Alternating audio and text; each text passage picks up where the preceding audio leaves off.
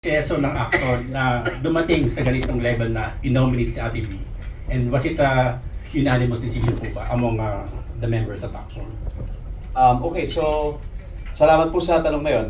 Again, as mentioned, ang aktor ay isa lamang sa maraming organisasyon na nagtutulak para sa nominasyon ni Vilma Santos. And nagkataon at maganda yung naging timing dahil nagkaroon po kami ng aming second General Assembly kamakailan, mga over a month ago. And syempre, we were also discussing yung mga programs o yung mga gagawin in the future. And nakuha namin yung balita na merong movement. So meron po talagang nabubuong movement. And we are just fortunate that we became part of that movement. So we discussed it amongst us officers, yung bagong board po na na-elect nung time na yon. Yung mga nabanggit ko po, sina Piolo, sina Iza, Mylene, etc. Lahat po kami. And we decided to endorse Vilma Santos para po sa larangang ito. And we issued our first ever board resolution ng bagong board nominating Vilma Santos para sa order na ito. Ilan po sir ang active members ng actor? Right now, nung nag-umpisa kasi kami, nasa around 150. Pero after nung second General Assembly, nasa mga around 300 na siya. At ano pa rin, hindi pa rin po natatapos yung aming pag-imbita, ang pagtanggap ng mga bagong members. Kasi ongoing po yan, ongoing po siya. Ongoing yung pakikipag-usap, yung discussions, yung mga meetings. Sa katunayan, halimbawa, sa Family Feud, tuwing meron kaming guest na bagong guest, na member ng ating industriya. So I am fortunate enough to be able to talk to them. Masabi sa kanila na ito po yung organization, at minsan sila yung nagtatanong, and then yun ang nagiging venue para maimbitahan namin sila sa organisasyon. Si Ate B po ba member ng actor? Yes, she is a member. And then last question na po sir. You think long overdue na itong recognition for Ate B? Siguro sa na rin, mare-pare offices na rin. You think well, personally naniniwala ako sa tamang timing. Siguro masasagot ko ang tanong na yon doon sa paano yung impact sa akin ni Ate B. And I would say na yung impact niya ay generational din talaga. Across all seasons and across all decades. Dahil ang unang encounter ko po kay Ate V, hindi ko po makakalimutan, ay noong mga late 80s nung nag-promote kami ng aming school play sa GMA sa kanyang programang Vilma sa Broadway Centrum. Hindi ko makakalimutan yan. I was, I think, 7 years old. Kasi nag-promote ko yung school namin doon. So yun po yung una kong sa kanya. And magmula nun, Siyempre, hindi ko siya nakausap doon, pero alam kong Vilma Santos po siya noon. Mula nun, kakaiba na po yung naging impact niya dahil later on, eventually, pumasok ako sa industriya. And naging bahagi ho talaga ng aking consciousness, yung kanyang body of work, yung kanyang persona, yung kanyang appearance in general, physical or not. Kasi ramdam mo kasi talaga yung kanyang involvement. And hindi lang siya in one season or one generation, pero equal ba yung pagkakaramdam mo sa kanya up to this day? Up to this day, she managed to make herself very, very relevant. Di ba? And I think yun yung pinakamahalaga sa lahat. Kung nangyari ito 10 years ago, mas sapat, mas tama ba? Hindi ko alam. Pero masasabi ko na ngayon, after experiencing all these, and especially she just recently turned 70, and imagine in the context of being in the industry for 60 years, parang 10 years old pa lang nandito na po siya. So I think ito po yung tamang panahon. Opo, sa aking personal na pananaw. Do you have any reaction from the mare-pare officials? Kung pag-uusapan po natin yung konteksto nung award, National Artist Award, those who made a significant contribution and impact in our case in the field of art, film and broadcast. kung yung konteksto po ay yung gusto po nating parangalan, kung mayroon nga po ba itong naging ambag na makabuluhan at talagang nakakapekto sa lahat. At sa bahagi po namin bilang dati pong mga opisyal ng ating kagawaran ng edukasyon, ay talagang hindi lamang po napapanahon, siguro mas dati pa po. Dahil yung mga pinag-uusapan po nating halimbawa mga pelikula, yung mga awards na nakuha ni Miss Vilma Santos Recto ay alas gumagawa po ba si lately meron di ako mahiya sabihin na ang pamilya namin ay Vilmanian. At nung kami po yung nagbobotohan ay doon lumabas yung mga retired educators dati, napakarami pong Vilmanian din. Talaga pong napapanahon na para po nating gawing national artist po si Miss Vilma Santos Recto. Sususugan ko lang yung sinabi ni Sir Ding Dong. Alam mo, naniniwala ako sa panahon. May mga panahon ng bawat bagay. Siguro, napapanahon na talaga na maging kasama sa Order of National Artists si Vilma Santos. Vilmania din po. Maraming salamat po.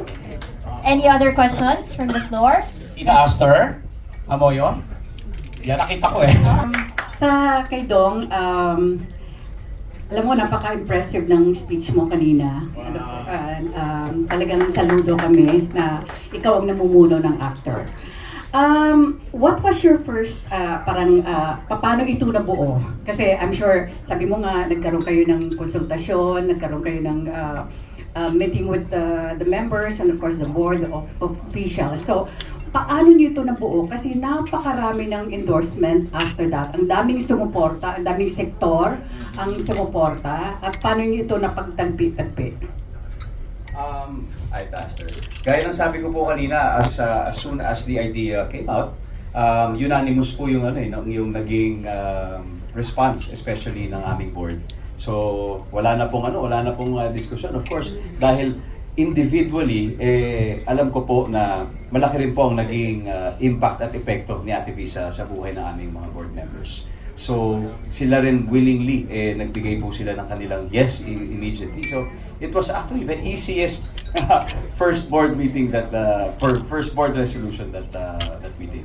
So, yun po kumbaga, that's done, nasubmit na po natin. Pero ang mas exciting po ngayon dahil mas marami na pong nakakaalam through this press conference, marami rin pong ibang movements, not just from our members but also from other sectors.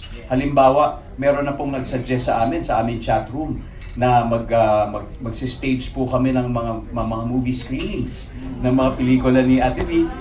Sila rin po, sila Yusek, nag-suggest din po sila ng ganon. And I think yun po yung maganda sa mga ganitong klase pagtitipon.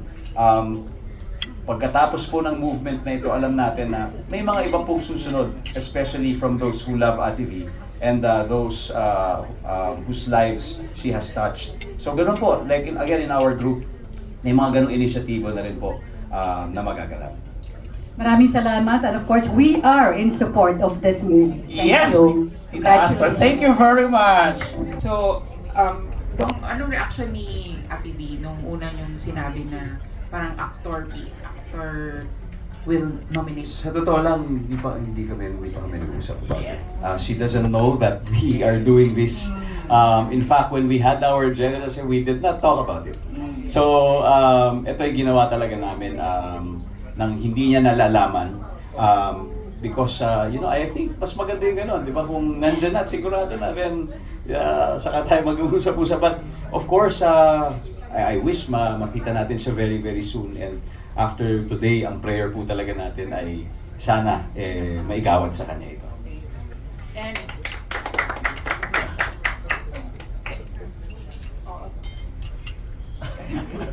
Voice over si May May phone in. Ikaw na talaga, Rose. but after nito, Dong, nag-file na kayo ng nomination, what's next? With regards to the process, I think I'm not in the position to answer that. Pero at least masasagot ko yung sa amin, sa organisasyon namin kung anong gagawin. Like what I mentioned to Tita Aster, magkakaroon po ng mga ongoing activities, maybe in the form of screening or kung ano man, para syempre kumbaga para maiparamdam at ma-relive po natin sa consciousness ng ating community. Di ba yung mga nagawa ni Ate V. Although alam naman natin na very much felt na, pero syempre gusto nating balikan and gusto nating mas bigyan ng diin kung bakit ba natin pinupush ito. So I think that should be the top priority, at least from our group. Sa ibang grupo or sa ibang mga movers, I'm sure they also have their own individual plans about that.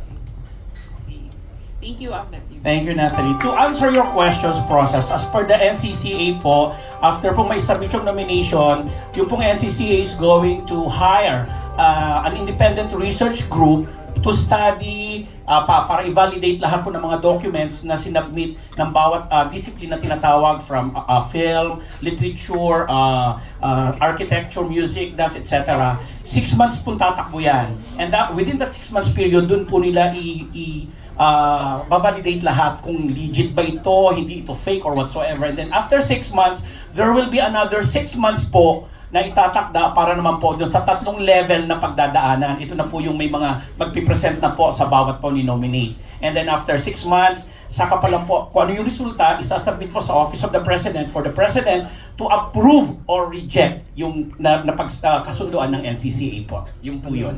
Yun lang. Ayan, ang haba pala ng proseso. And we have another question from the floor. Miss Lea Salterio. Hi, good afternoon. So the nomination will take like a year and a half? Oh yes, A almost. year and a half. So hanggang next year pa aabutin? Yeah, by June next year doon i-announce. Hopefully. Okay. Talagang ako sumagot.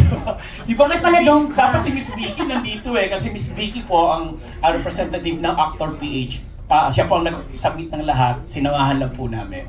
Executive Diba? ano siya? Executive Committee Secretary ng Actor PH. Di ba, Miss Vicky?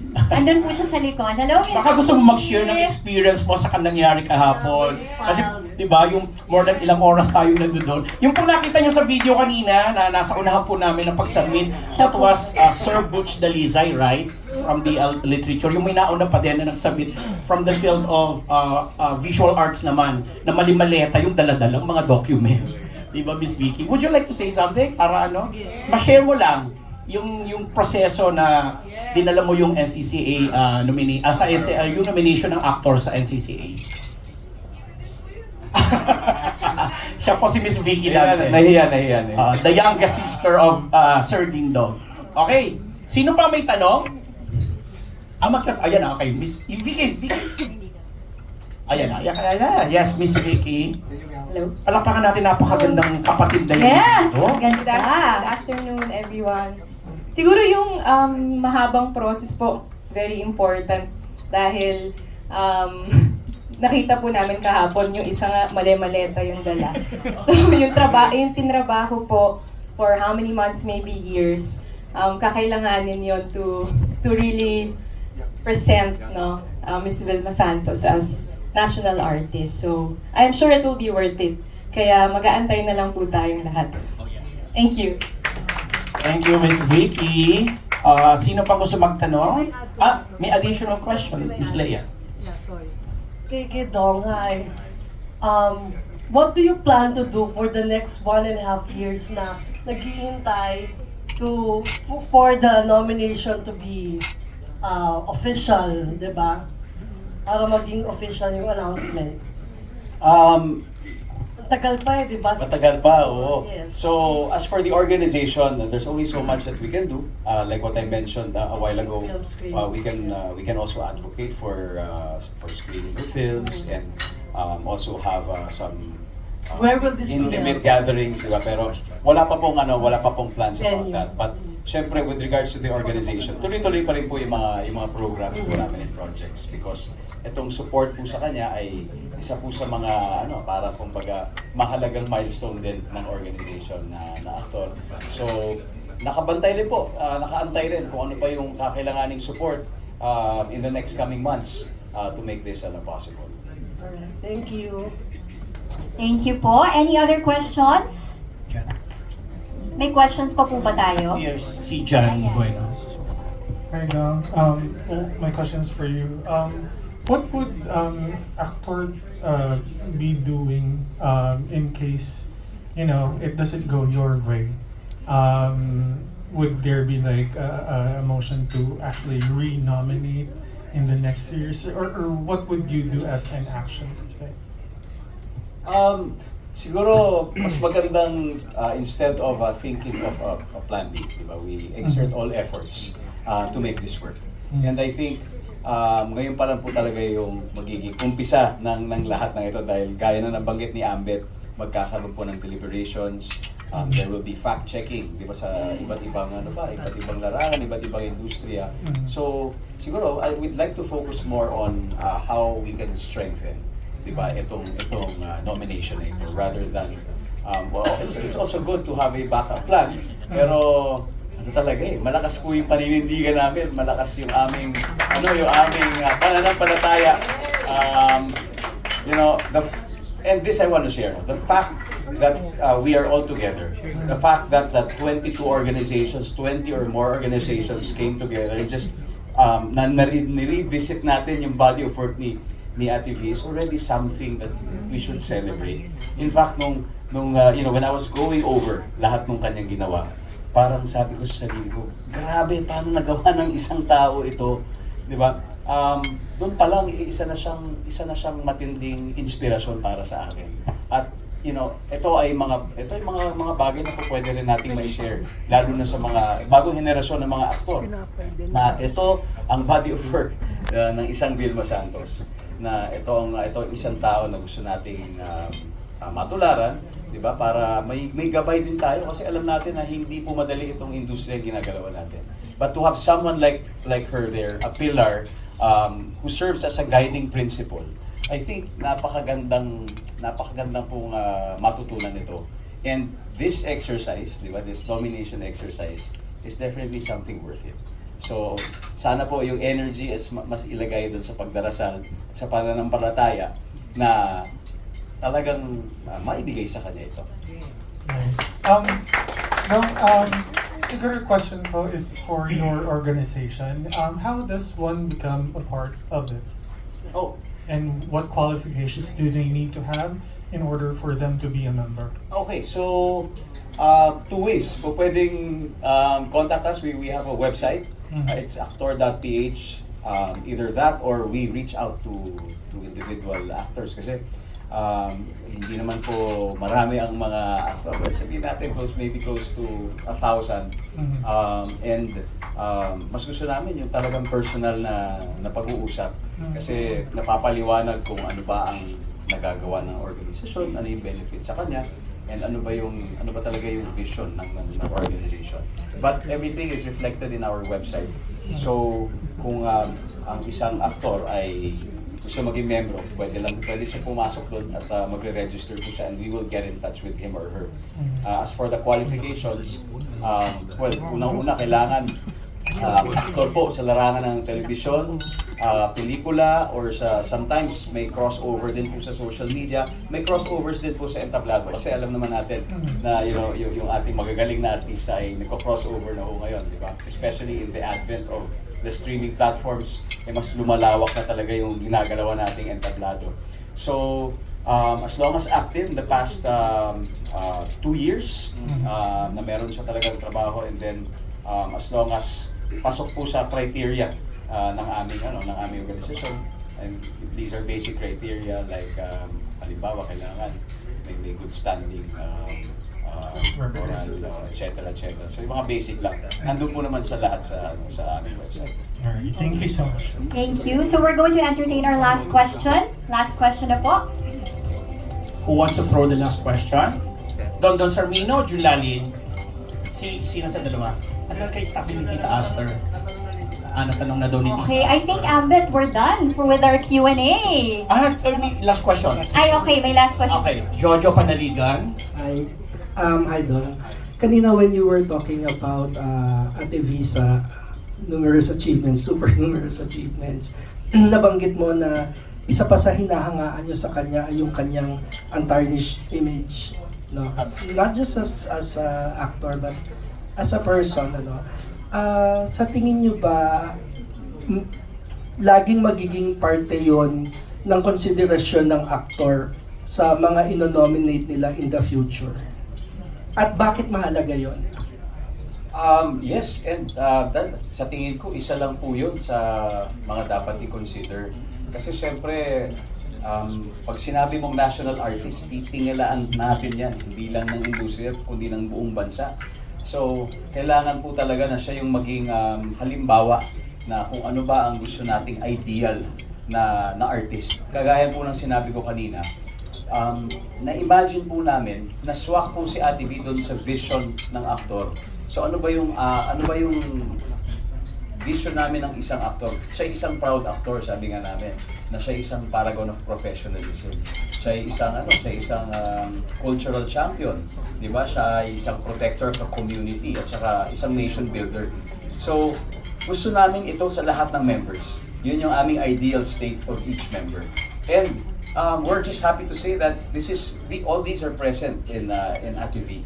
So that, yung sinabi mo, and many more qualifications, yun po talaga kailangan careful consideration kasi aminin po natin, hindi naman po lahat merong ganon. Kaya now that we're presented with someone like Ate V, then talagang all effort and full force to really acknowledge this and push for this. At saka hindi lang naman siya an award for acting niya, di ba? For a particular work, hindi lang ganun eh. Hindi lang ganun kasimple. Yeah. Correct. So talaga makita mo, multifaceted talaga siya. Ang daming larangan, nabanggit natin kanina, bukod sa yung body of work niya, bukod sa pelikula, nandyan yung television, siyempre nandyan yung public service. But I think more importantly, kung gaano niya na-sustain yung impact na yun all throughout these 6 generations na naging relevant pa rin siya up to this date and time. Yung last question ko, siguro 3 beses nabanggit na Miss Santos is the most awarded actress in Philippine history. Like, may bilang ba? Base sa aming detalye at na research, yes.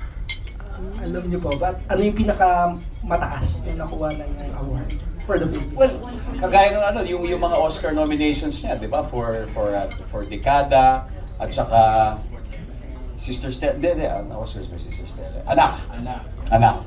Oh, 'di ba? Plus of course, alam niyo, mahirap naman sabihin ano yung pinaka-highest. Dahil marami po tayong award-giving bodies. Ngayon nga, we also acknowledge the award-giving bodies sa ating mga paaralan. Diba? Meron po tayong mga award-giving bodies sa ating paaralan. Pero syempre, as an actor, it is also my wish na magkaroon din tayo ng parang, Academy Awards na talagang, very well represented by all guilds and all stakeholders of the industry.